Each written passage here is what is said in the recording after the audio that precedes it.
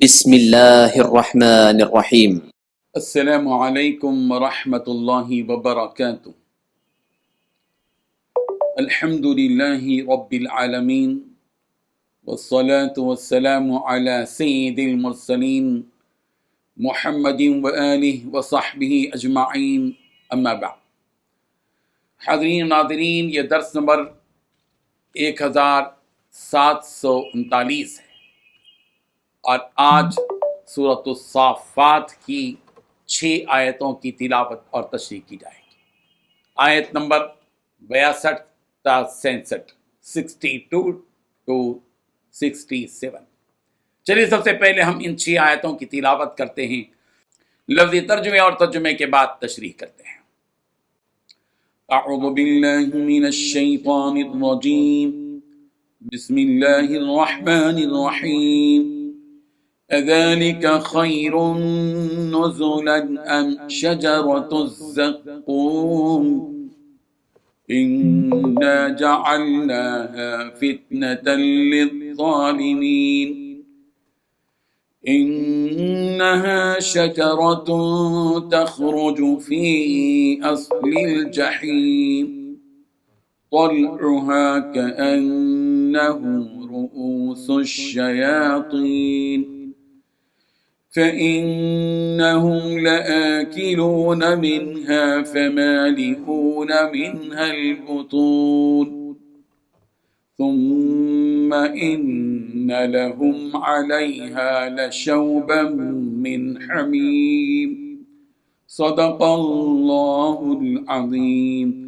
لفظی ترجمہ یوں ہے، ادالی کا کیا یہ خیرن بہتر ہے، نزولاً مہمانی، ام یا شجرۃ الزقوم زقوم کا درخت، انا بلا شبہ ہم نے جعلناہا اسے بنایا فتنتاً آزمائش للظالمین ظالموں کے لیے، انہا بے شک وہ شجرۃ ایک درخت ہے، تخرج جو نکلتا ہے فی اصل الجحیم دوزخ کی گہرائی میں، طلعها اس کا پھل کأنہ گویا کہ وہ رؤوس الشیاطین شیاطین کے سر ہے، فإنہم بلا شبہ وہ لآکلون البتہ کھائیں گے، منہا اس میں سے، فمالئون پھر وہ بھر لیں گے، منہا اس سے، البطون پیٹ، ثم پھر انا بے شک لہم ان کے لیے، علیہا اس کے اوپر، لشوبن البتہ آمیزہ ہوگی، من حمیم گرم پانی۔ ترجمہ یوں ہے، بھلا یہ مہمانی اچھی ہے یا زقوم کا درخت؟ ہم نے اس درخت کو ان ظالموں کے لیے ایک آزمائش بنا دیا ہے۔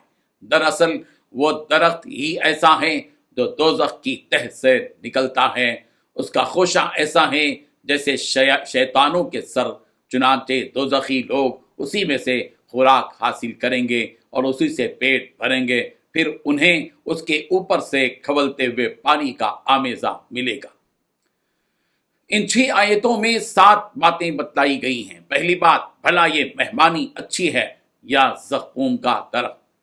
دوسری بات، ہم نے اس درخت کو ظالموں کے لیے آزمائش بنا دیا۔ تیسری بات، دراصل وہ درخت ہی ایسا ہے جو دوزخ کی تہ سے نکلتا ہے۔ چوتھی بات، اس کا خوشہ ایسا ہے جیسے شیطانوں کے سر۔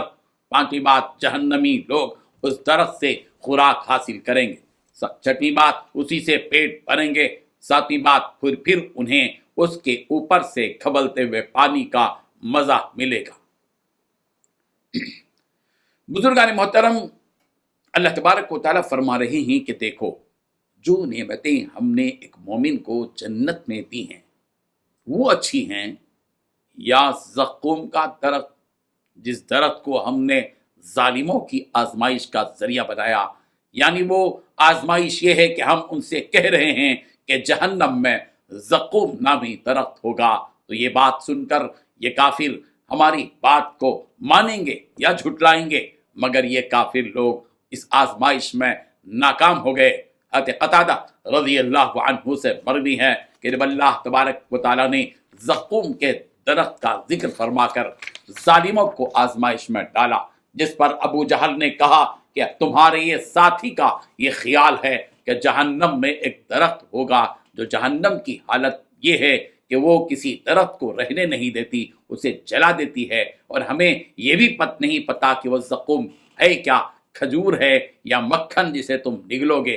تو اللہ تبارک و تعالیٰ نے ان کے تعجب پر کہ آگ میں درخت کیسے اگے گا یہ آیت نازل فرمائی، انہا شجرۃ تخرج فی اصل الجحیم، کہ یہ زقوم کا درخت آگ ہی میں اگے گا جیسے دوسرے درخت مٹی سے اگتے ہیں، طلعھا کأنہ رؤوس الشیاطین، کہ اس درخت کا اوپری حصہ شیطان کے سر کے مشابہ ہوگا۔ درخت کے اس پھل کی خاصیت کیا ہوگی؟ بیان کیا جا رہا ہے کہ جب جہنمیوں کو زقوم کے درخت کا یہ پھل کھانے کے لیے دیا جائے گا تو یہ لوگ اسی سے کام چلائیں گے، اس پھل کے علاوہ اور کوئی چیز انہیں نہیں دی جائے گی۔ سورہ دخان کی آیت نمبر 43 تا 46، 43 to 46، اس میں اسی درخت کا تذکرہ ہے۔ ان شجرۃ الزقوم طعام الاثیم کالمہل یغلی فی البطون کغلی الحمیم، زقوم کا درخت یعنی پھل گنہگاروں کی غذا ہوگی، جب وہاں سے کھائیں گے تو یہ ان کے پیٹ میں پگھلے ہوئے تانبے کی طرح جوش مارے گا، اور جوش بھی ایسے مارے گا جیسے کھولتا ہوا پانی ہوگا، اور انہیں پینے کے لیے جو دیا جائے گا وہ کھولتا ہوا پانی ان کو دیا جائے گا۔ سورہ محمد کی آیت نمبر 15 میں اس پانی کی ایک اور صفت بیان کی گئی، فقطع امعاءہم، جب وہ لوگ یہ پانی پئیں گے تو یہ پانی ان کی انتڑیوں کو کاٹ کر رکھ دے گا۔ ابن عباس رضی اللہ عنہما سے مروی ہے کہ رسول اللہ صلی اللہ علیہ وسلم نے یہ آیت تلاوت فرمائی، اتقوا اللہ حق تقاتہ ولا تموتن الا وانتم مسلمون، اللہ سے جس طرح ڈرنا ہے اسی طرح ڈرو، اور صرف مسلمان بن کر ہی اس دنیا سے چلے جاؤ۔